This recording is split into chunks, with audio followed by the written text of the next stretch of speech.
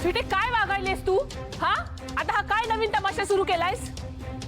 तमाशा मी नाही मम्मी, तू करायलास. उलट बोलायलीस? मग काय करू? ते पाहुण्यांना बघायला का बोलवलंस मला? परवानगी घेतलीस का माझी?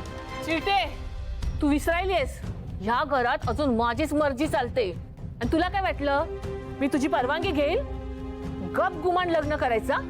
नाही करणार मी लगीन. एकदा सांगितलेलं कळत नाही तुला? कळतंय ना, मला कळतंय, पण तुला काही गोष्टी कळत नाहीयेत. मी लहान नाही ग मम्मी आता. लहान नाहीयेस, पण तुझं भला बुरा कशात आहे ना त्याची अक्कल नाही अजून तुला. अक्कल असती ना तर त्या शिवूच्या नादाला लागली नसतीस. अगं त्याची लायकी का तुझ्या बरोबर लग्न करायची? अगं ते कुठं आपण कुठं. बस घालवत होतो ना मी त्यासनी घरातून बाहेर, पण त्या श्रावणीकडून पैसे घेऊन तू अडवलंस त्यासनी. मग आता त्यांना इथंच राहू दे. आता काय पण झालं का नाही तरी त्या घरची सून मीच होणार.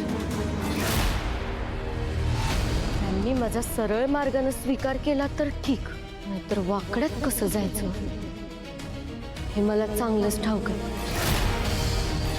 तोवर मी त्यासनी सुखानं जगूच देणार नाही. एकदा का माझं शोभूशी लगीन झालं ना हो मम्मी, मी त्या श्रावणीला या घरात पाऊलच ठेवू देणार नाही. स्वीटी तुला वेळ लागलाय का? येड नाही मम्मी, प्रेम. शुभूवर माझं असलेलं प्रेम. तुला बघायचंय?